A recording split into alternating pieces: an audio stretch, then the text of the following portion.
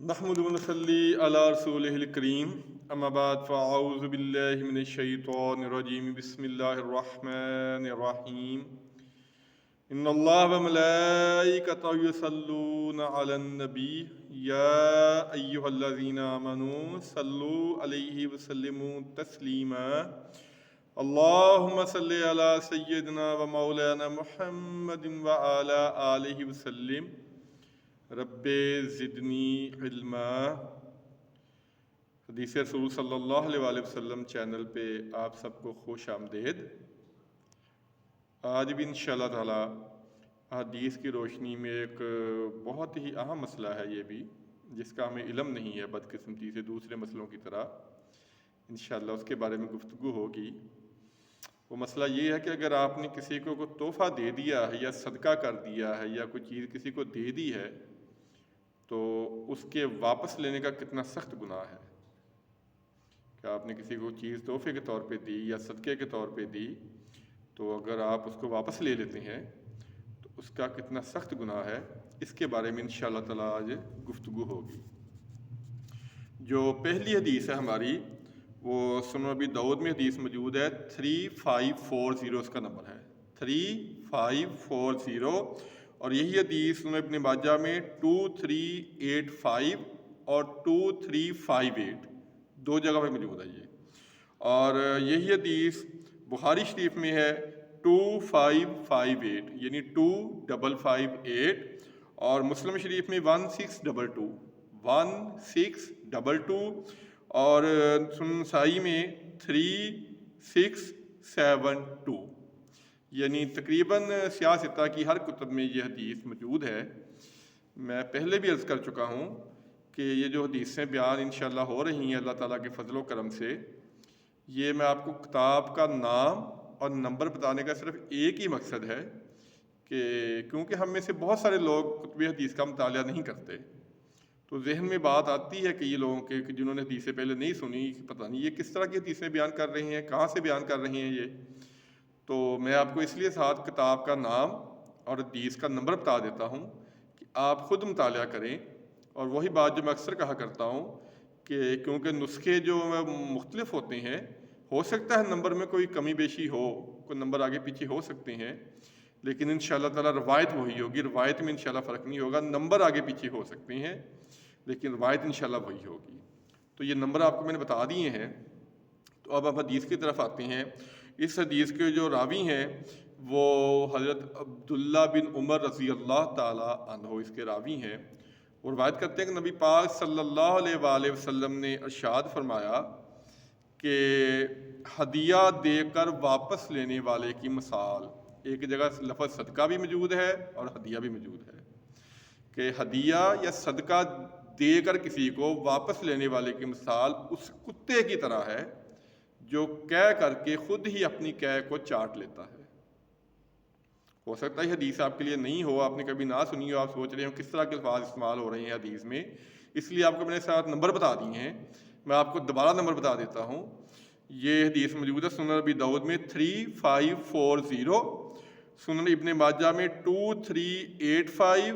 اور 2358، اور بخاری شریف میں 2588 نمبر پہ موجود ہے۔ پہلے میں نے 2558 کر دیا تھا، یہ 2588 ہے بخاری شریف کا نمبر، اور مسلم شریف میں 1622 اور سنن نسائی میں 3672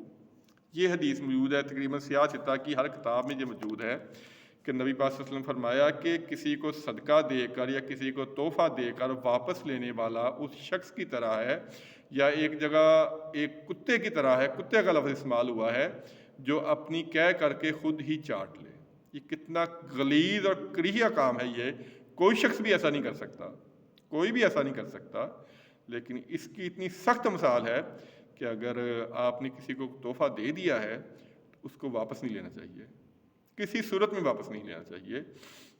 ایک اور بات سن لیں، بخاری شریف کی روایت ہے، یہ بھی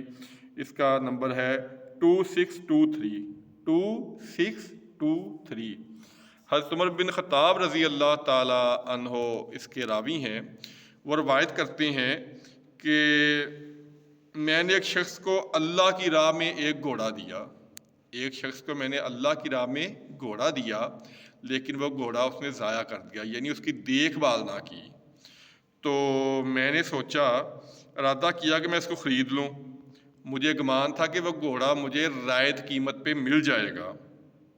میں نے اس مسئلہ کے متعلق نبی پاک صلی اللہ علیہ وآلہ وسلم سے دریافت فرمایا، تو آپ نے فرمایا کہ اس کو مت خریدو، اس کو مت خریدو، خواہ تم کو وہ گھوڑا 1 درہم کے عوض ہی دے دے، یعنی جو تم نے ایک چیز ایک دفعہ دے دی ہے، چاہے وہ تجھے 1 درہم کے عوض ہی مل جائے، اس کو مت خریدو، کیونکہ اپنے صدقے میں رجوع کرنے والا اس کتے کی طرح ہے جو اپنی قے میں رجوع کرتا ہے، یعنی اپنی قے کو خود ہی کھا لیتا ہے۔ یہ بخاری شریف کی آپ کو میں نے روایت بتائی ہے 2623۔ تو ہمارا یہ بدقسمتی سے جہاں بری آتے ہیں، اس میں ایک بری آت یہ بھی ہے کہ کسی کو اگر چیز دی ہو، اس کے ساتھ کوئی ناراضگی وغیرہ ہو جائے تو پھر ہم اپنی چیز واپس مانگ لیتے ہیں۔ تو یہ جو ہے یہ سخت گناہ کا کام ہے، بہت سخت گناہ کا کام ہے یہ آپ کو میں نے احادیث کے نمبر ساتھ ساتھ بتا دی ہیں، لیکن ایک شخص ایسا ہے جو اپنے دیے ہوئے تحفے کو واپس لے سکتا ہے، ایک شخص ایسا ہے، وہ بھی سن لے ذرا۔ وہ ترمذی شریف میں حدیث موجود ہے 1297،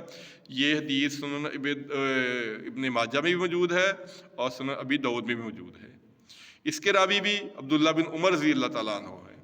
وہ روایت کرتے ہیں کہ نبی پاک صلی اللہ علیہ وسلم نے ارشاد فرمایا، کسی شخص کے لیے جائز نہیں ہے کہ وہ دیا ہوا تحفہ یا عطیہ واپس لے سوائے باپ کے۔ اگر باپ نے اپنے بیٹے کو کوئی چیز دی ہے، تحفے کے طور پہ دی ہے، تو باپ کو یہ حق حاصل ہے کہ وہ اپنے بیٹے سے وہ چیز واپس لے سکتا ہے، اور کوئی شخص نہیں لے سکتا۔ یہ آپ کو میں نے نمبر بتا دیا ہے، ترمذی شریف کا 1297 اس کا نمبر ہے۔ یہ ترمذی شریف میں حدیث موجود ہے، سنن ابی داؤد میں بھی موجود ہے، اور باقی کتب حدیث میں موجود ہے کہ صرف باپ کو یہ حق حاصل ہے کہ وہ اپنا دیا ہوا تحفہ واپس لے سکتا ہے اپنے بیٹے سے، اور کوئی شخص کسی کو جو تحفہ دے دیا ہے یا صدقہ کر دیا ہے کوئی چیز، وہ واپس نہیں لے سکتا۔ یہ بہت غلط کام ہے۔ اور ایک اور مسئلہ ہے جو بدقسمتی سے ہمارے معاشرے کا ایک المیہ ہم اسے کہہ سکتے ہیں، ہمیں اس کا پتہ نہیں ہے۔ سنن ابی داؤد میں حدیث موجود ہے 3541، اور اس کے جو راوی ہیں وہ حضرت ابو امامہ رضی اللہ تعالی عنہ ہیں۔ وہ روایت کرتے ہیں کہ نبی پاک صلی اللہ علیہ وآلہ وسلم نے ارشاد فرمایا، جس نے کسی کی کوئی سفارش کی، یعنی ایک مسلمان نے دوسرے مسلمان کی سفارش کی کسی سے، اور جس کی سفارش کی تھی اس نے کوئی تحفہ دیا، اس کو ہدیہ دیا، تو وہ ہدیہ لینے والا سود کے ایک دروازے پر ہوگا۔ یعنی یہ ہماری اس پہ بڑی لمبی گفتگو ماشاءاللہ پہلے ہو چکی ہے کہ یہ جو تحفے دیے جاتے ہیں یہ تحفے نہیں ہوتے، یہ لینے والے کو بھی پتہ ہوتا ہے، دینے والے کو بھی پتہ ہوتا ہے کہ میں یہ کیا دے رہا ہوں۔ اور آج کل تو رشوت لینے کے جو نام ہیں ان کو تحفہ کہہ دیا گیا ہے، یا کوئی گفٹ کہہ دیا گیا ہے، یا اکثر ہوتا ہے یہ میں بازار سے آ رہا تھا تو میں نے کہا بیگم صاحبہ کے لیے یہ سونے کا سیٹ لے لوں، یا بچوں کے لیے یہ میں کھلونے لے آیا ہوں، تو یہ بلا وجہ کوئی نہیں دیتا۔ یہ پتہ ہوتا ہے کہ یہ چیز کون دے رہا ہے اور کس طرح دے رہا ہے اور کس مد میں دے رہا ہے۔ تو کسی کا کام اگر آپ کرنا چاہیں بلا معاوضہ کریں، اس کا بہت اجر و ثواب ہے، کسی کے کام آنا، کسی کی مدد کرنا، لیکن اس کے عوض جو چیز لینا ہے وہ سود میں آ جائے گا۔ یہ میں نہیں کہہ رہا، یہ آپ کو میں نے حدیث کا نمبر بتا دیا ہے، آپ خود بھی پڑھ سکتے ہیں، مطالعہ کر سکتے ہیں۔ اور ایک اور روایت ذہن میں آ گئی اس وقت کہ آپ نے ایک صحابی کو گورنر بنا کے بھیجا تھا کہیں، اور ایک روایت میں ہے کہ ان کو صدقہ و زکوٰۃ لینے کے لیے بھیجا تھا، مختلف روایتیں ہیں، یہ بہرحال کوئی چیز لینے کے لیے بھیجا تھا۔ جب واپس آئے تو انہوں نے کہا یا رسول اللہ صلی اللہ علیہ وسلم، یہ وہ مال ہے جو لوگوں نے مجھے دیا ہے، یعنی ریاست کا مال ہے جو صدقہ تھا یا کوئی چیز تھی، اور یہ مجھے تحفے کے طور پہ ملا ہے۔ تو آپ صلی اللہ علیہ وسلم نے فرمایا کہ جب تم اپنے گھر بیٹھو اگر، تو کیا تمہیں پھر بھی تحفے ملیں گے؟ اگر تم اپنے گھر میں بیٹھو تو کیا تمہیں پھر بھی تحفے ملیں گے؟ اس مال کو بھی ریاست کے مال میں جمع کرواؤ۔ تو یہ تو ایک بڑا لمبا مضمون ہے، اس پہ میں نے عرض کیا کہ پہلے گفتگو ہو چکی ہے، تو یہ تو آج ایک حدیث آ گئی کہ کسی کی مدد کر کے کسی کو جو کوئی چیز لینی ہے وہ تحفہ نہیں ہوتا، وہ رشوت ہوتی ہے۔ اور یا اگر آپ کسی عہدے پہ ہیں اور لوگ آپ کو تحفے دے رہے ہیں، وہ تحفے نہیں ہیں، وہ تحفے اس وقت ہوں گے اگر آپ اپنے گھر میں بیٹھے ہوں، کسی عہدے پہ نہ ہوں، پھر آپ کو کوئی محبت کے طور پہ، خلوص کے طور پہ تحفہ دے، وہ تحفہ ہے۔ یہ نبی پاک صلی اللہ علیہ وسلم کی سنت ہے، تحفہ لینا اور دینا یہ سنت ہے، لیکن اس میں کوئی مقصد، کوئی کسی کا کام، کوئی سفارش، اس طرح کی چیز نہیں ہونی چاہیے۔ یہ بہت بری بات ہے، یہ سود اور رشوت کے کھاتے میں آتا ہے، یہ تحفہ نہیں ہوتا۔ اور وہی بات جو میں بارہا دہراتا ہوں، یہ وہ مسائل ہیں جن کا ہمیں روزمرہ زندگی میں سامنا ہوتا ہے۔ یہ وہ چھوٹے چھوٹے مسائل ہیں جن کی طرف ہمارا دھیان نہیں جاتا، اور ہم لا علمی میں بہت سخت گناہ کر رہے ہوتے ہیں۔ تو اس لیے یہ تھوڑی سی کوشش کر رہے ہیں، وہ میں بڑی دفعہ حدیث بیان کر چکا ہوں، سنن ابی داؤد میں ہے 3661 اور بخاری شریف میں 2942۔ آپ صلی اللہ علیہ وسلم نے دو مختلف صحابوں کو، ایک جگہ سعد بن ساہل تھے اور ایک جگہ پہ علی رضی اللہ تعالیٰ عنہ تھے۔ آپ نے فرمایا تھا کہ اگر تمہاری رہنمائی سے ایک شخص بھی راہ ہدایت پہ آ گیا تو تمہارے لیے 100 سرخ اونٹ صدقہ کرنے سے بہتر ہوگا۔ تو ہم بھی یہ تھوڑی سی کوشش کر رہے ہیں کہ اللہ کرے کوئی مسئلہ سن لے، اس پہ عمل کر لے۔ کوئی اگر بے نمازی ہے تو نماز پڑھنا شروع کر دے، اگر کوئی مرد مسلمان جس نے داڑھی نہیں رکھی وہ داڑھی رکھنا شروع کر دے، اور خدا نخواستہ کوئی غیبت والے گناہ میں یا کوئی چوری وغیرہ یا کوئی اور اس طرح کے گناہ میں مبتلا ہے، تو اللہ کرے وہ کوئی بیان سنے اور اس پہ عمل کر کے وہ برائی چھوڑ دے،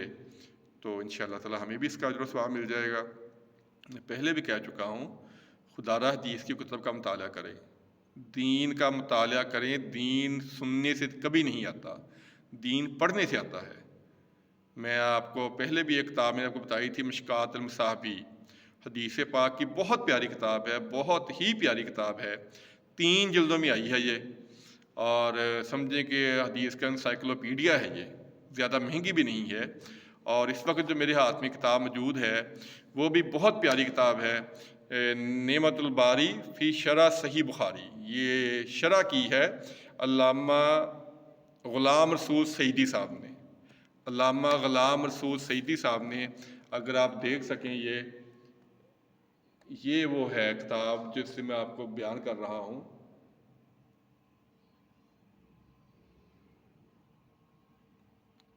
بہت پیاری کتاب ہے یہ، بہت پیاری کتاب ہے یہ 14 جلدوں میں آئی ہے۔ ظاہر آپ 14 تو نہیں خرید سکتے، لیکن جتنی بھی خریدیں